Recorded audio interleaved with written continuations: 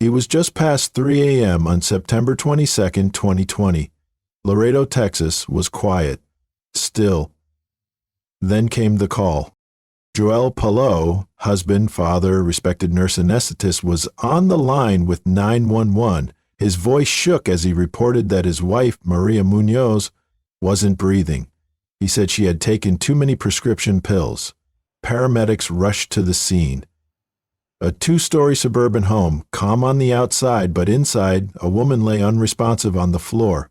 Maria Munoz, just 31 years old, was pronounced dead. No signs of a struggle, no obvious trauma, just silence.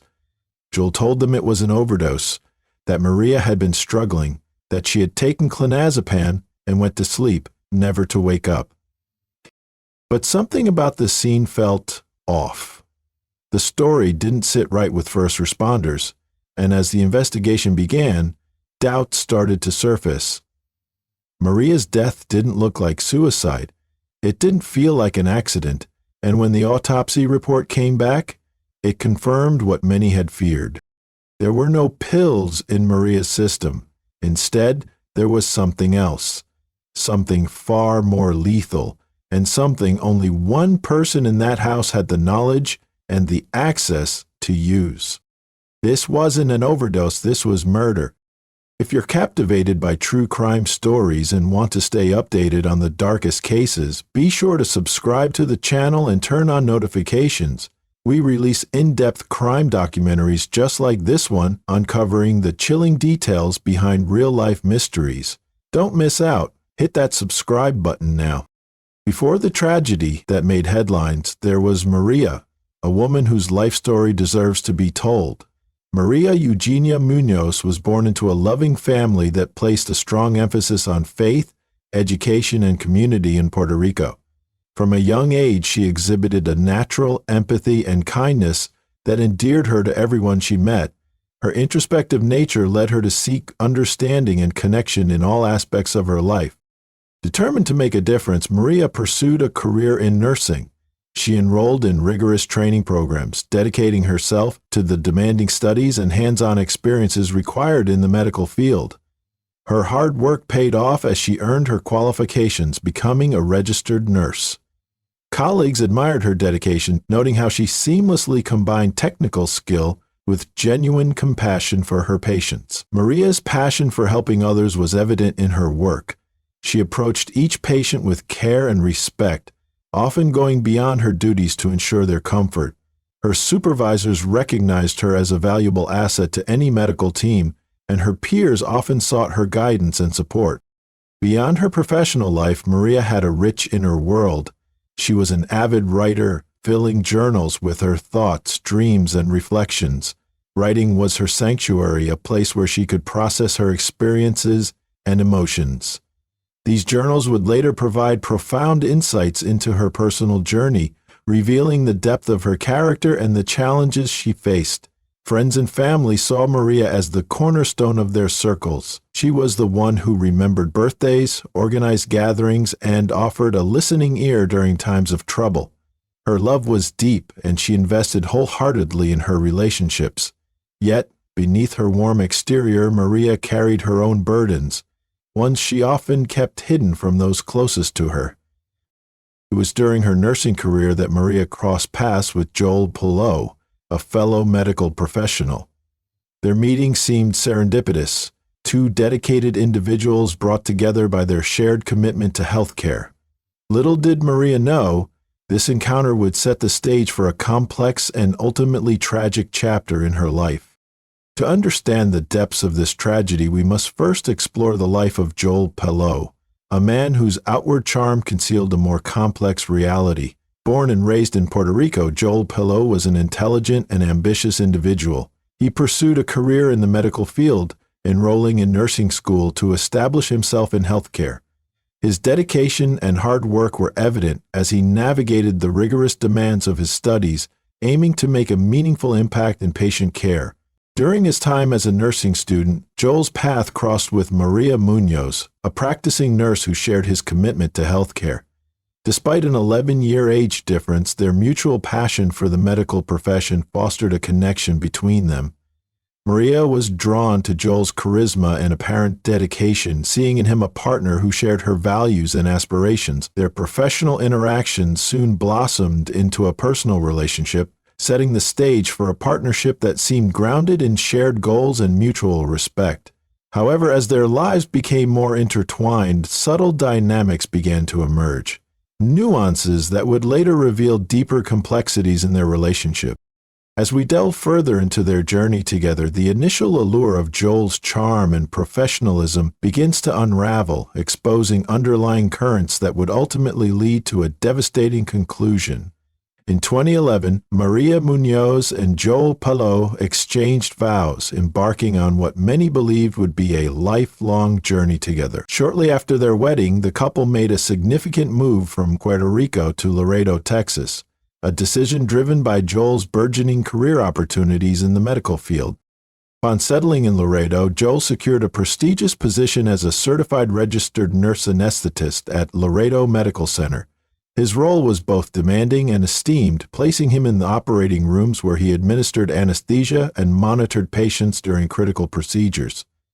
This position not only elevated his professional standing, but also granted him access to potent medications. Maria, having previously dedicated herself to nursing and working at the same hospital, resigned and chose to focus on their growing family. She embraced the role of a stay-at-home mother, pouring her energy into raising their two young sons and creating a nurturing home environment. Friends and neighbors often remarked on the warmth that emanated from their household, a testament to Maria's unwavering commitment to her family. To outsiders, the Pellots epitomized the ideal couple: two healthcare professionals, a comfortable home, and a picture-perfect family. They attended community events, shared smiles in public, and seemed to navigate the challenges of life hand in hand. However, beneath this veneer of domestic bliss, undercurrents of discord began to surface. Maria's personal journals, discovered after her passing, painted a starkly different picture from the one displayed to the world. In the privacy of her writings, she chronicled feelings of isolation, betrayal, and emotional turmoil, which started roughly 2 years ago. Prior to that, the journals had a feel-good feeling to them. The subsequent pages revealed her suspicions that Joel was unfaithful, her world collapsing when she confirmed it, then her continuous struggles with Joel's infidelity, and the profound impact it had on her sense of self and the stability of their marriage. She grappled with the chasm between the life she projected outwardly and the reality she faced behind closed doors. Maria's introspections hinted at a relationship where control and manipulation overshadowed affection and mutual respect. While she endeavored to maintain the facade of a harmonious union, the cracks in their foundation grew more pronounced with each passing day. The illusion of perfection that surrounded the Pellot household was just that, an illusion, and as we'll soon uncover, the unraveling of this facade would lead to devastating consequences. In the early hours of September 22, 2020, at approximately 1:32 a.m., a 911 call was placed from a residence in Laredo, Texas. The caller, Joel Pellot, reported that his wife, Maria Munoz, was unresponsive, and he had been continuously applying CPR, but she was still unresponsive. He informed the dispatcher that he had given her a full bottle of pills and later discovered that only 2 tablets remained. First responders arrived swiftly to the scene. Upon entering the home, they found Maria lying unresponsive with no visible signs of trauma or struggle. Despite their efforts, Maria was pronounced dead at 3:58 a.m. Officer Gregorio de la Cruz, one of the first on the scene, noted several inconsistencies. First of all, Joel was wearing medical scrubs, which was odd to be wearing at that time. Also, Joel claimed that Maria had overdosed on clonazepam, a medication prescribed for anxiety and seizures. However, the pill bottle was not found near Maria's body, but was retrieved from a bathroom cabinet upon request. Later, body cam footage from the officers revealed Joel discreetly placing the pill container into his pocket before police could bag the evidence, a detail that raised further suspicion. Additionally, a needle catheter, typically used for intravenous access, was discovered on the carpeted staircase. This finding was particularly alarming given that they had 2 small children in the house and would be careful about leaving sharp objects around. Also, Maria had a small puncture mark on her right arm suggesting possible injection. Throughout the initial interactions, Joel's demeanor was notably erratic. He exhibited profuse sweating and fluctuated between emotional outbursts and moments of composure. His accounts of the events leading up to Maria's death varied, and he appeared evasive when confronted with direct questions. These anomalies prompted law enforcement to delve deeper into the circumstances surrounding Maria's untimely death. The combination of Joel's inconsistent statements, the misplaced pill bottle, the presence of medical equipment, and his peculiar behavior painted a picture that was far from the apparent overdose initially suggested. As the investigation progressed, it became evident that the narrative presented by Joel was riddled with contradictions, leading authorities to question the true nature of Maria Munoz's death. Inconsistencies in Joel Peel's account began to surface, casting doubt on his narrative. Initially, Joel stated he was upstairs when Maria overdosed, but later claimed he was downstairs during the incident. He also mentioned reviewing footage from their home security cameras. However, officers discovered that the security system had been disconnected. Records later revealed that the day after Maria's death, Joel attempted to change the security system account from Maria's name to his own, even activating a new device using her phone number to gain access. Joel's behavior raised further red flags. Officers observed him pacing anxiously, lying down during questioning, and at one point attempting to nap, actions that seemed incongruous given the gravity of the situation. Body cam footage captured these erratic behaviors, prompting officers to meticulously document every detail. These mounting inconsistencies and unusual behaviors deepened the investigators' suspicions, leading them to scrutinize Joel's actions more closely in their quest for the truth. As detectives continued to comb through the Pellot residence, they came across something that would ultimately give Maria Munoz a voice, something that, even in death, allowed her to speak for herself. Hidden in drawers and tucked away in boxes were stacks of journals, neatly kept, dated, organized. Maria had been writing for years. She chronicled everything, her daily routines, her feelings, her fears. But as investigators flipped through the pages, what started as typical reflections of a thoughtful young woman began to evolve into something far more urgent and haunting. In entry after entry, Maria documented the emotional erosion of her marriage. She wrote about her growing suspicion, the distance between her and Joel, and then, the moment her worst fears were confirmed, he was having an affair. But she didn't just write about what Joel had done. She wrote about how it made her feel. The betrayal, the loneliness, the sense of being trapped in a marriage that had once felt like her future and now felt like a sentence.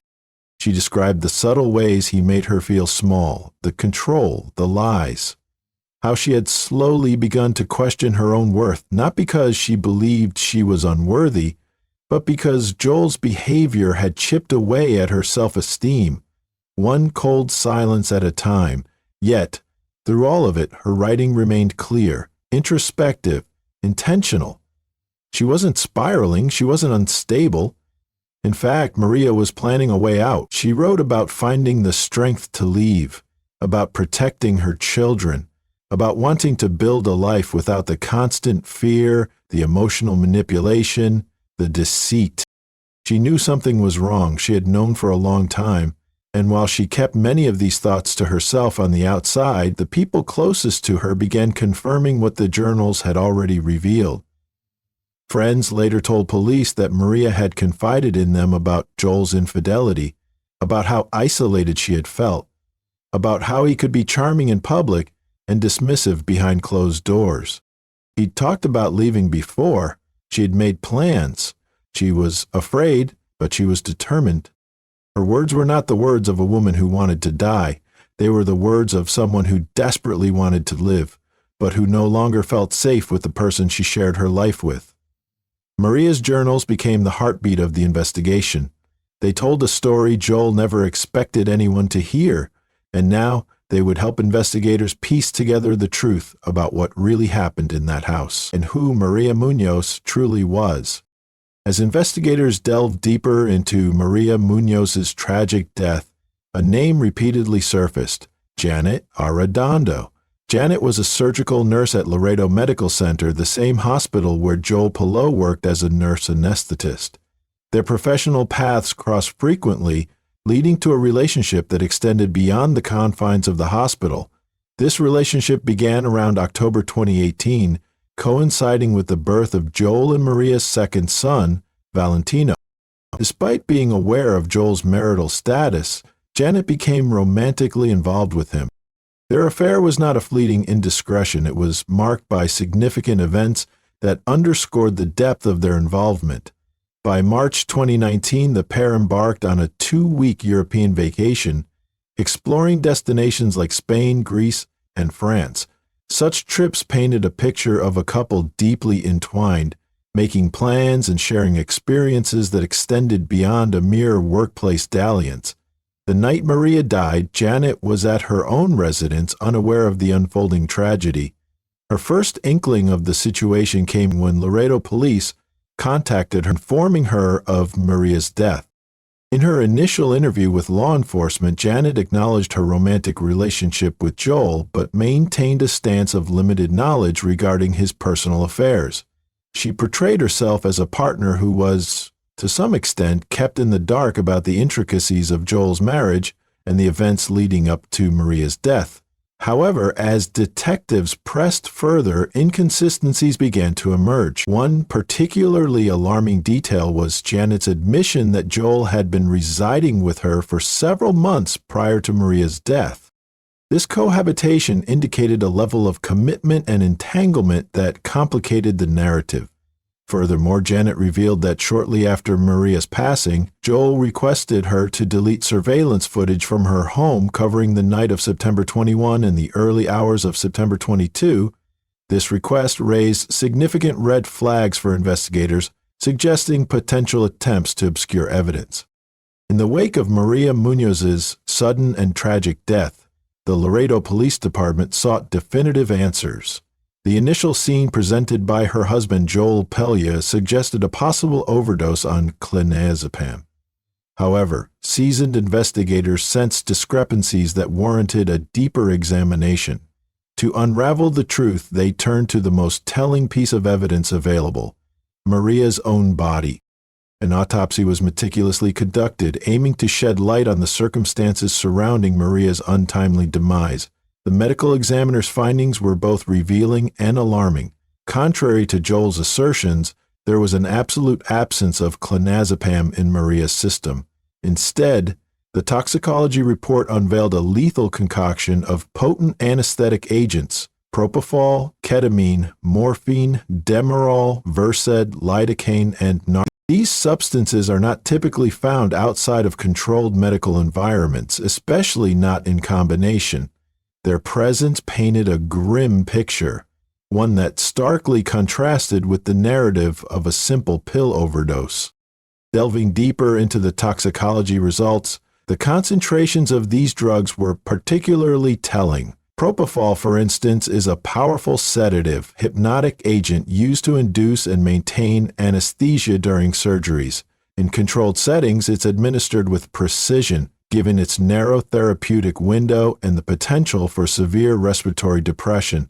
The levels detected in Maria's bloodstream were alarmingly high, consistent with dosages used in surgical procedures. Such elevated concentrations, especially when combined with other central nervous system depressants like ketamine and morphine, would invariably lead to profound sedation, respiratory arrest, and ultimately, death.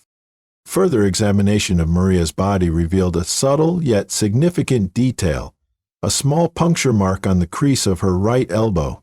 This mark was consistent with an intravenous injection site, suggesting that the drugs were administered directly into her bloodstream.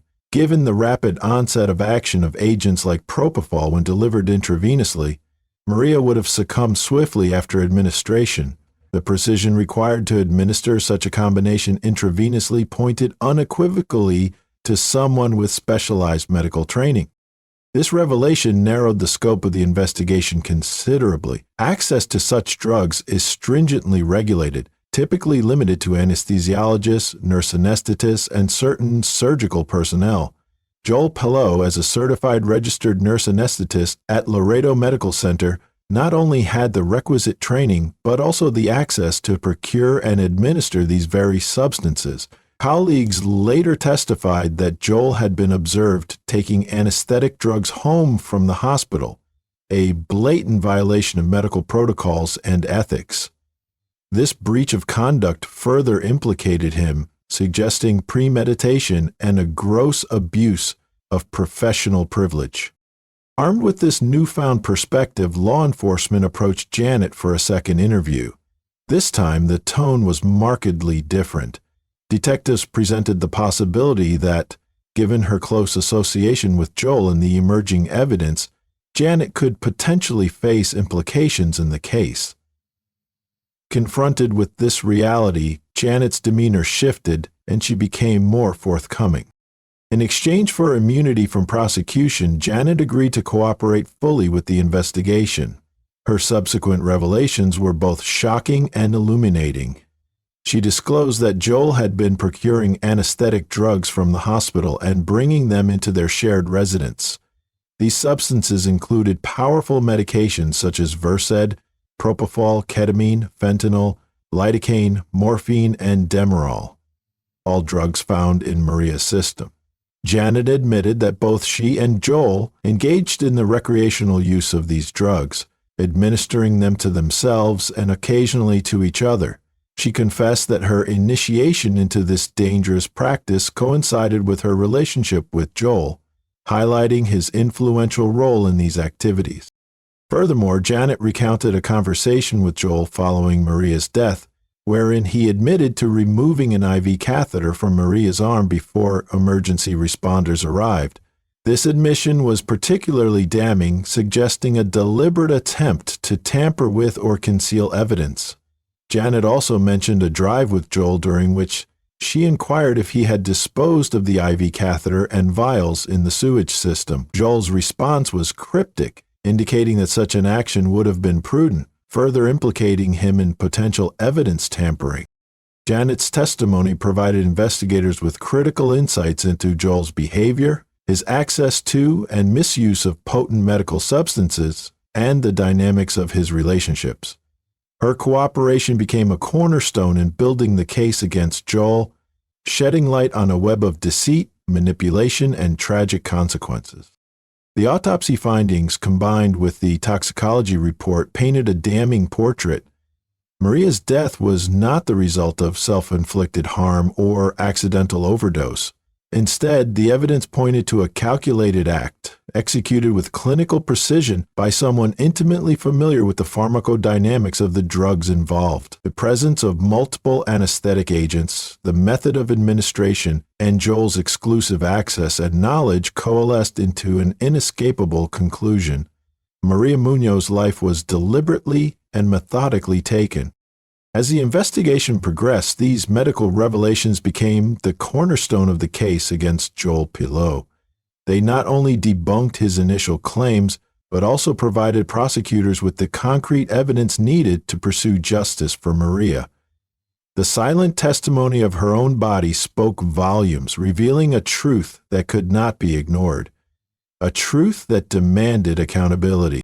In the months following Maria Muñoz's tragic death, the Laredo Police Department, in collaboration with the Webb County District Attorney's Office, meticulously gathered evidence pointing toward foul play. The combination of the autopsy results, toxicology reports, Maria's personal journals, and testimonies from individuals close to the couple painted a grim picture of premeditated murder. On January 27, 2021, a grand jury for the 406th District Court indicted Joel Pellot on charges of murder, a first-degree felony, and tampering with physical evidence with intent to impair, a third-degree felony. The indictment alleged that on September 22, 2021, Pellot intentionally caused the death of his wife Maria Muñoz and subsequently attempted to alter or destroy evidence to impede the investigation. Following his arrest, Pellot was released on bail under strict conditions, including electronic monitoring. The pre-trial phase was marked by a series of legal maneuvers from both the defense and the prosecution. Pellot's defense team filed multiple motions, including attempts to suppress certain pieces of evidence and requests to include lesser charges in the jury instructions. They contended that the evidence was insufficient to prove intent to commit murder and challenged the admissibility of some of Pellot's statements to the police. However, these motions were largely denied, setting the stage for a comprehensive trial. In March 2023, the trial of Joel Pellot began in the 406th District Court. The courtroom was filled with an air of anticipation and solemnity as both the prosecution and defense prepared to present their cases before the jury. The prosecution, led by Chief Assistant District Attorney Maricela Arman and Assistant District Attorneys Ana Karen Garza Gutierrez, Karina Rios, and Crisal Calderon, meticulously laid out the evidence against Pellot. They painted a narrative of a man who, driven by a desire to be with his mistress and free from his marital obligations, orchestrated the murder of his wife. Central to the prosecution's case were Maria's journals. These deeply personal writings provided an unfiltered glimpse into Maria's state of mind, her awareness of Joel's infidelity, and her fears for her safety. The journals contradicted any notion of suicidal ideation, instead portraying a woman determined to protect her children and seek a better future. The medical evidence was equally compelling. The autopsy and toxicology reports detailed the presence of multiple anesthetic agents in Maria's system, drugs to which Pellot had exclusive access through his profession. The method of administration, indicated by the puncture mark on Maria's arm, suggested an intravenous injection, further pointing to someone with medical expertise. Janet Arredondo's testimony added another layer to the prosecution's argument. She recounted her affair with Pellot, his discussions about leaving Maria, and his habitual misuse of surgical drugs. Janet's cooperation, secured through an immunity agreement, provided insider knowledge of Pellot's actions and intentions leading up to Maria's death. Joel Pellot's defense team, led by attorney Roberto Bali, faced the daunting task of countering the substantial evidence presented by the prosecution. They argued that Maria's death was a tragic accident, not a premeditated act of murder. The defense suggested that Maria had been battling depression and had a history of substance misuse. They posited that on the night of her death, Maria may have voluntarily consumed the drugs found in her system, leading to an accidental overdose.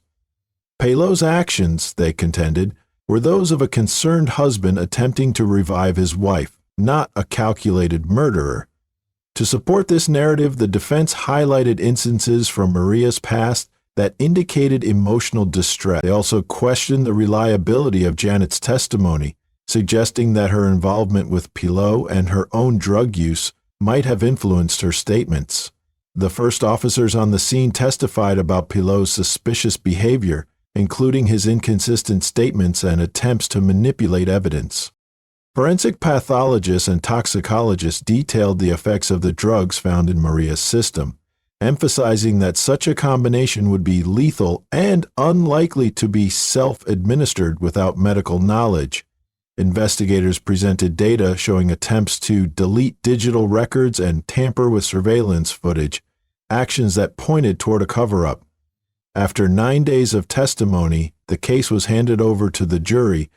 Deliberations lasted less than 2 hours, a testament to the clarity and weight of the evidence presented. The jury returned with a unanimous verdict. Joel Pellot was found guilty of murder and tampering with evidence. He was sentenced to life in prison. He won't be eligible for parole until the year 2053. For Maria's family, the moment was bittersweet. No sentence could bring her back. No courtroom victory could erase the pain of her absence. But justice, real justice, offered a sliver of peace. They had watched as Maria's truth, captured in her own handwriting, rose to the surface. They had listened as prosecutors read her words aloud, raw, unfiltered, and powerful. And they had stood in silence as the man she once loved was held accountable for taking her life. Maria had written to survive. She wrote to process, to understand, to endure. She never knew her journals would become evidence in a murder trial, but in the end, they became her voice.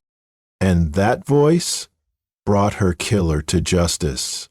Maria Munoz will never be forgotten, not just because of the tragedy that ended her life, but because of the strength she showed in the silence before it. And if you're fascinated by true crime, make sure you subscribe and hit the bell icon to never miss an upload. We have more gripping stories coming soon, shedding light on cases that deserve to be told. Stay safe, stay curious, and we'll see you in the next one.